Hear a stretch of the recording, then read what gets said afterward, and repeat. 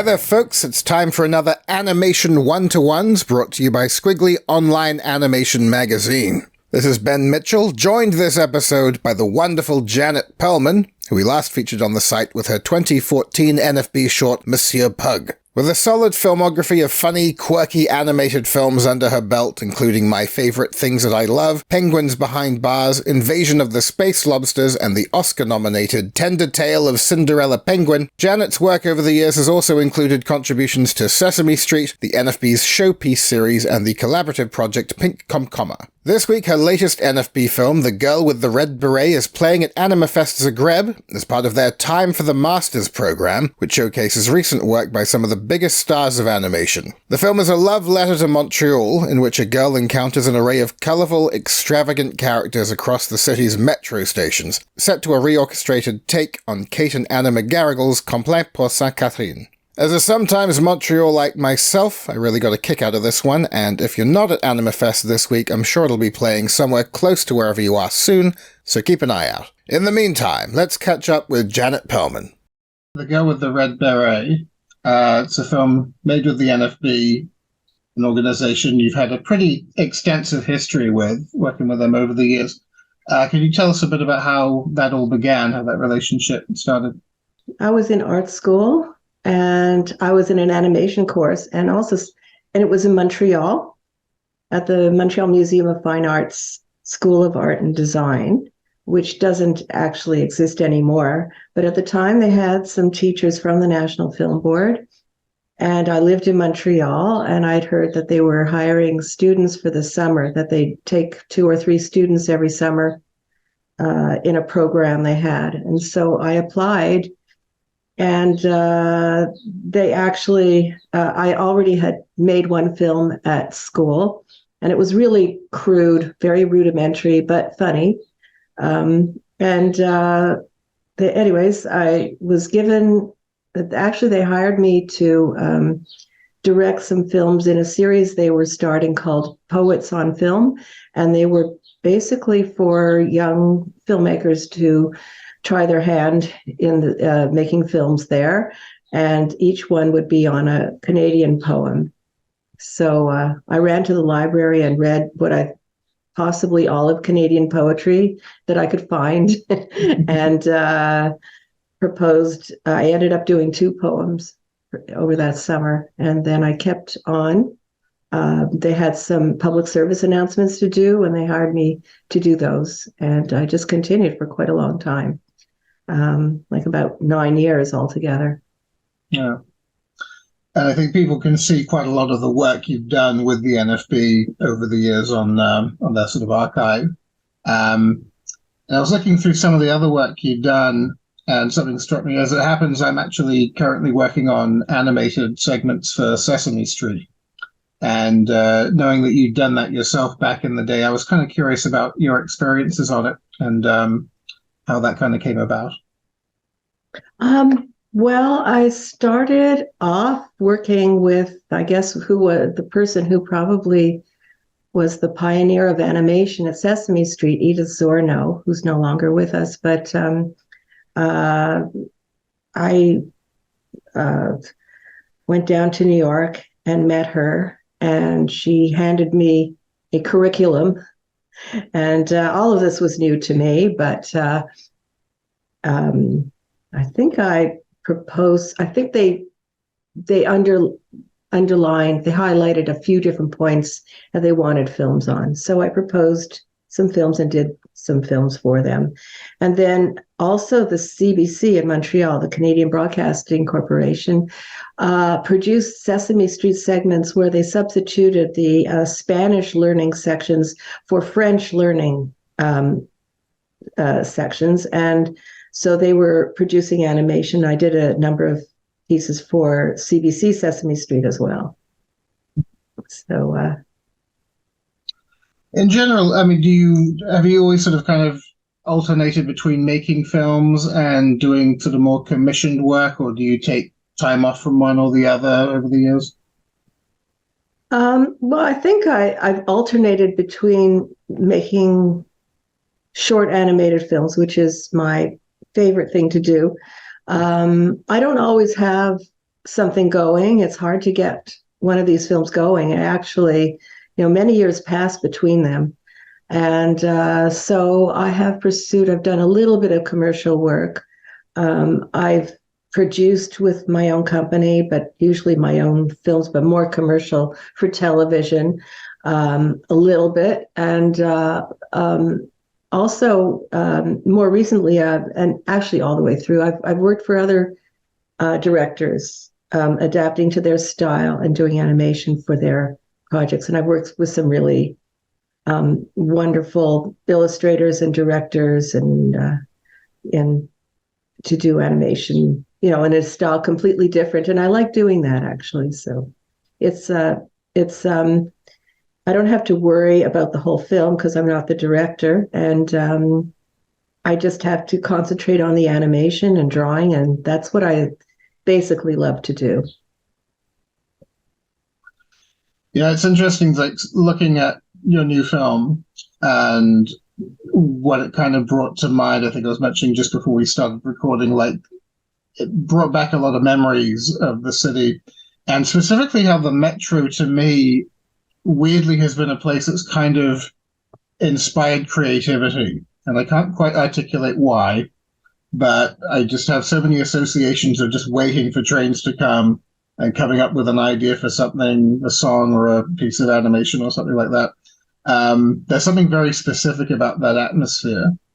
I wouldn't say anything I ever came up with was quite as happy-go-lucky as this film feels. There is a very joyful space you make the Metro out to be, and I was kind of interested in that. Was that always kind of how you've seen it, or is it more a case of sort of subversion in a sense? Well, I think partly what brings that joyful flavor to it is the music, because I first thought of doing a film to the song Complainte pour Ste-Catherine, or in English it would be Lament for Ste-Catherine, though it doesn't, anyways. I think it's a really fun song and very uplifting, and I just wanted something that fit the mood, and I had no idea what I would do at first, and it just kind of came out that way. Coincidentally, as I was working for the National Film Board during this time and developing it, the National Film Board moved from the suburbs of Montreal to right downtown, around all of the performance places. And, it's really, it's called Quartier des Spectacles. And it's really a central place, but you don't drive your car. And I did drive. I was a driver. And before that, I think, it was a long time ago that I was really regularly taking the Metro. It goes back to when I was much younger and maybe going to art school and sketching and drawing. But now here I was again, I starting to take the Metro and the bus again, or a bicycle in the summer. I found it really efficient and kind of pleasant in a certain way. I think my very first few rides back on the bus and the Metro, I think I was just very lucky to have some really interesting adventures. First, my eyes were on the lookout for interesting things in case I could somehow use them in developing the film idea. But I had an opera singing bus driver who sang all of the stops, like really dramatically. I don't know what happened to him, but he was on a particular bus and sometimes you'd get him. And, people carrying really crazy things through the Metro. And I just, it is a good place for people watching, though you can't really look too closely at any one person. You're not supposed to stare at anybody. But still, I got lots of ideas, and looking at it in that light, it was really fun. And I did find it pretty pleasant and efficient to take the bus and Metro. Circling back to what you're saying about the song, and I was kind of curious if you had any kind of relationship with the songwriters or the performers themselves, or if not, how you kind of approach them to bring the song and make it animated. Yeah, well, I have known Kate and Anna McGarrigle since the time they wrote this song in the 70s, in the mid 70s. They were friends of friends, and there were gatherings, musical gatherings, where there was a lot of cooking and eating and music playing, and I would go to these gatherings. And so a lot of their friends and family also have played with them all these years, and I met all of them too. And so I've just known them really for a very long time. And unfortunately, Kate passed away. But I approached Anna and asked what she thought of me doing a film to it, and she was happy to do that. And actually, I mean, she was happy that a film was going to be made, and they have had others of their songs made into animated films, a couple of them, or that they performed to. Black Fly, Black Fly, no. The Log Driver's Waltz, which is one of their songs, and it's done very well for the National Film Board. And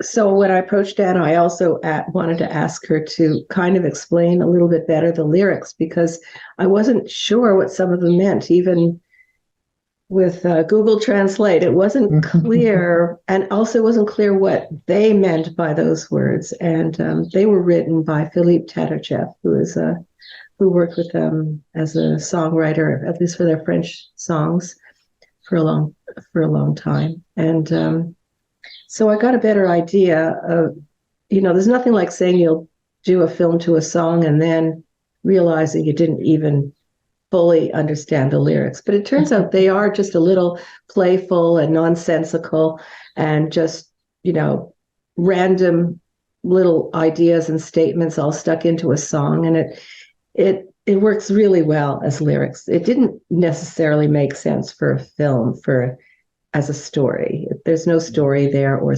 specific theme. So I just took the metro as a theme to start, because it starts talking about the metro at the beginning. It mentions it. Yeah, I was curious about that, because as bad as my French is, and it's pretty bad, my Quebecois French is just, I'm lost at sea. So I wasn't sure, I was wondering if the visuals in the film were at all kind of a direct interpretation of what's going on in the lyrics, or if there's more kind of poetic license in that regard. Well, the basic scenario, there's none of that in the song, but all of the things that are mentioned in the song are at some point referenced. But if you don't know the song or understand the song, it really is not important. The fact that there are mosquitoes in there, it worked fine. And I wouldn't have had mosquitoes in there had they not been in the lyrics, but it added something to the story. So I found, this reference to hockey. So I thought hockey would be fun, especially if nuns played it.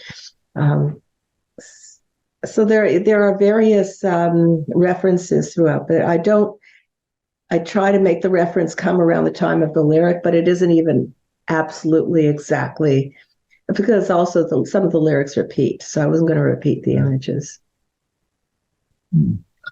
So as far as then coming up with other kind of visual concepts then, and you mentioned some of the kind of quirky aspects of taking the metro, were there other kind of first-hand experiences of your own that you kind of put into the film? There are all kinds of details. I guess, first of all, I'm in the film sketching some of the people, because I'm just referring to myself, but it's myself in the 70s when I used to take the metro. So it's not today. There is someone sketching in the metro, and that's me. There was someone who was trying to bring a woman with high-heeled boots on, but on the other side of the platform was ready to get on a train with a huge piece of, I guess, drywall, a huge thing. I mean, they're going to do some renovation, and it looked like it was as big as the car. And unfortunately, my train came, so maybe I should have stayed behind to see how she did it. but I didn't. I got on the train and I left. But the idea of bringing inappropriate things onto the metro struck me. You know, I stuck a dog on the metro, but of course now they allow dogs on the metro, at least in the front car, except at rush hour. So they have a new thing that's come out. And so some of the things that I thought one never sees on the metro are starting to appear, like bicycles and dogs and things. Interesting. The design style, I think, looking back at your other work, and there's a certain shared quality, I suppose, as a kind of playfulness. But in terms of just the approach to the design, it struck me as slightly unique to this film. And I was wondering if you'd had any particular kind of recent artistic influences in mind when developing the look of it. Mm-hmm. Well, one of the things, I tend to change the style a little bit for every idea. And sometimes it's just the materials I use or the animation software that I use. Always 2D, not 3D. And in this case, it was, I think it grew out of things that I was enjoying doing in TV Paint, the animation software. So I was using TV Paint, and it really lended itself well to this technique, which is basically drawing all the animation in line and then coloring it and then removing the line, so that you just had areas of color for the most part. And so to some extent, when I choose a style, it also has a little bit to do with just what I feel like doing at the time. And I really enjoyed this technique. I would repeat this one because it was really a nice technique I just liked the kind of control I had and the kind of surprises that it gave at times too. Yeah, if I remember right, when I saw you working on Monsieur Pug, and you're working in Toon Boom on that, is that right? Yeah. So did that not quite appeal as far as going back to Toon Boom again? Well, I like Toon Boom a lot. It's for those who know about this, it's a vector-based software, and so you can work with it in a bit of a different way, and it has a lot more flexibility in terms of camera moves and changing things and substituting, changing colors, all things like that.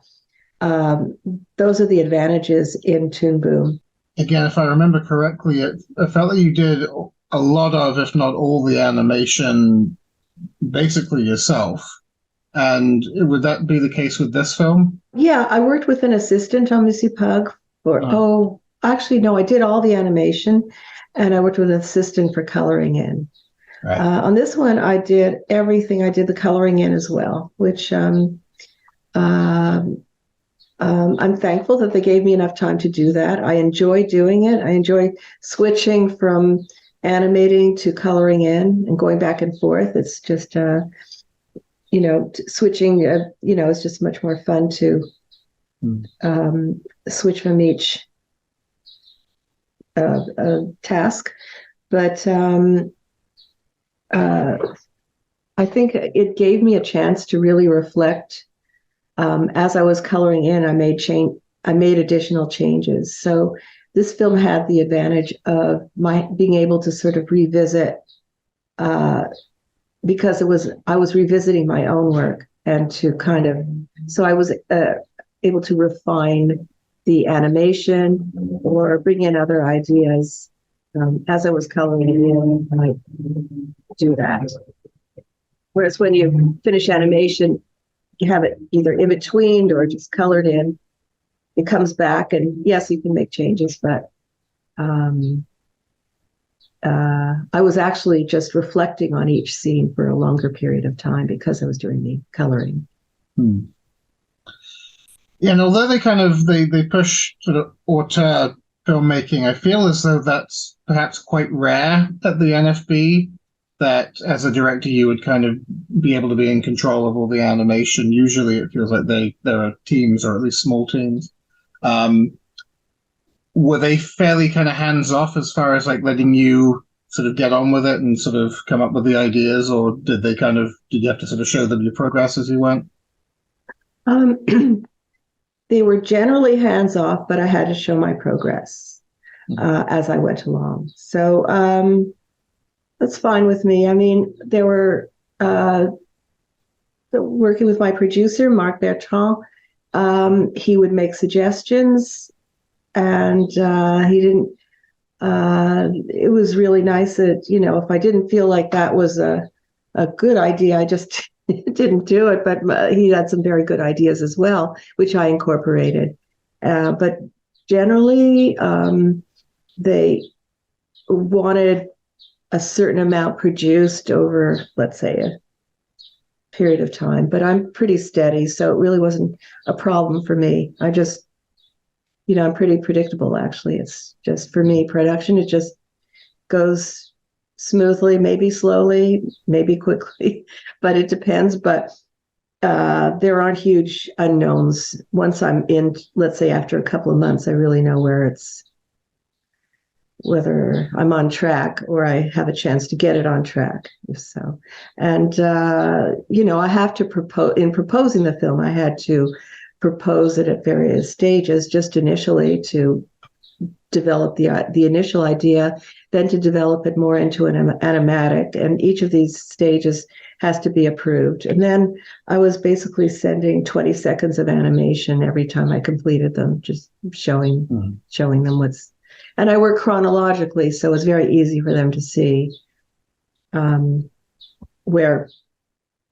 it all works together. I don't really do any editing at the end of the film. It's already done. Basically, I edit as I go along. I edit in the animatic.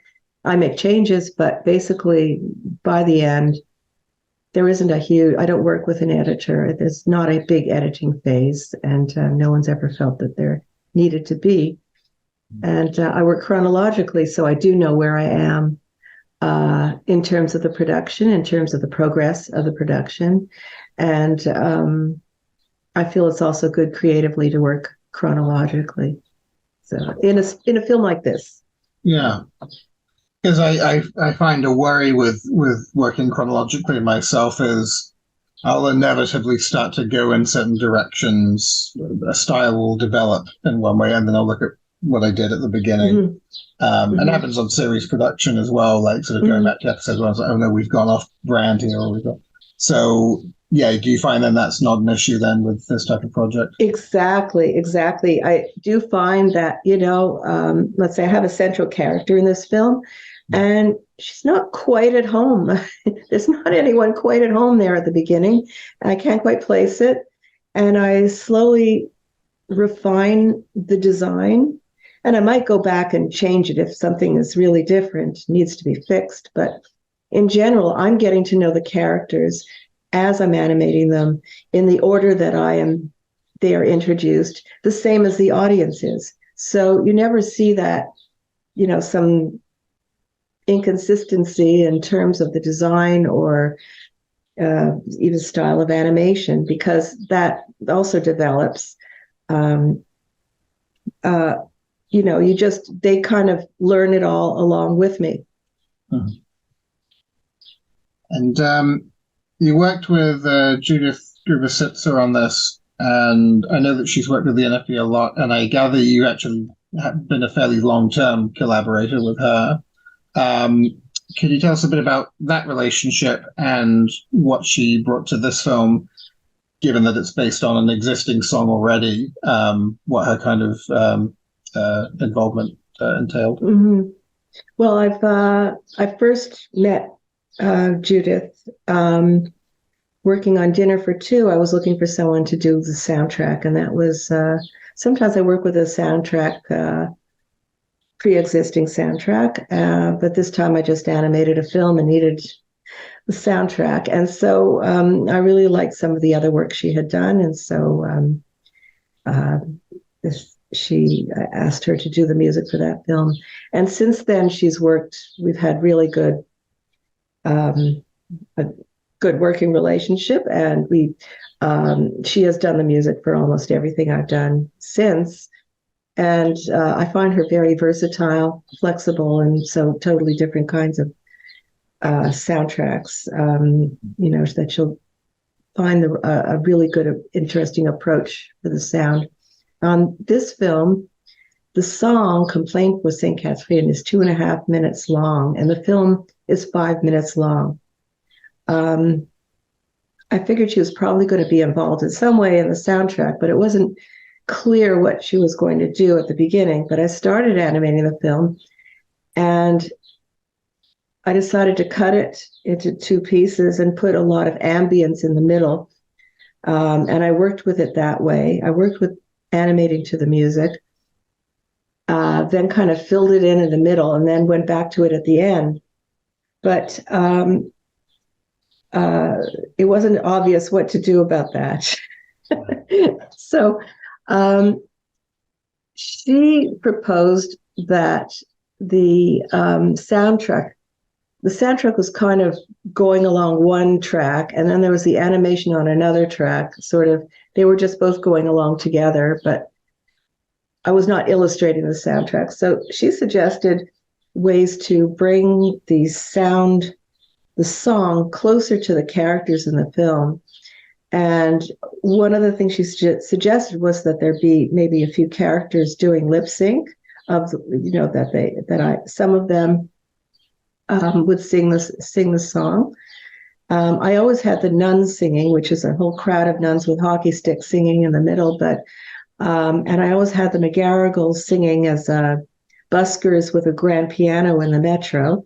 But there weren't any other characters singing. I tried it and it didn't work. Actually, it was strange. Like, why would they be singing that? But she managed to bring all different ways that she could bring it closer. For one thing, she took out the singing, the voices in some parts, and made it instrumental. We brought in. Well, she also brought in some people to sing along with it. And what happened was, because she had to do all these changes to the soundtrack, it turned out we didn't really have access to, we couldn't find them, these separate tracks for the original recording.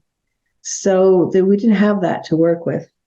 So it was decided to re-record the whole thing. And she basically scored it very closely. It's closely as possible to the original music, but there are also instrumental parts, and brought in a bagpipe. She suggested a bagpipe. I thought that was really funny, so I brought in a bagpipe character into the film, and that was really at the end. And then what was interesting was, and I should mention also, of course, that the 2 daughters of Kate and Anna McGarrigle, Martha Wainwright and Lily Lankin, they are the ones who sing the main parts in the song, and they're the daughters of the McGarrigles. So it's really kind of touching that they're the ones who've done this. And so it was recorded. Fantastic band was put together, and it was really just fantastic people working on it. What was interesting was, whenever a character would sing, if they just sang along with the song, you didn't really hear them. They just blended in. They had to sing badly. So we have a number of people singing badly in the film, off key, off tempo. And you hear them, and they become certain characters in the film. Interesting. Well, it makes for a really lovely overall result. And like I said, it really made me pine for the city. So, I hope it has a good run ahead of it.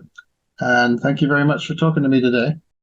Thanks very much to Janet Perlman for chatting with us, and The Girl with the Red Beret plays at Animafest Zagreb Thursday, June 8th, 3:30 p.m. in their Time for the Masters screening. So if you're over there this week, be sure to pencil it in. The festival website is animafest.hr. You can see more of Janet Perlman's work at janetperlman.com, and to check out more of what the National Film Board of Canada's up to, visit nfb.ca. Of course, if you're an animation fan in general, the place you want to be is squiggly.com for all our news, interviews, features, podcasts.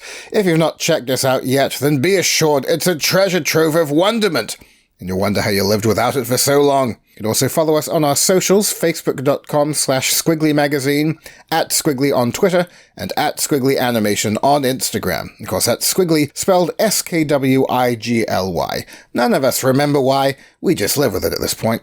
Well, that's all for this episode of Animation One-to-Ones. Be sure to subscribe to our YouTube channel and or your preferred podcast platform so you don't miss the next one, which is coming pretty soon, so stay awake.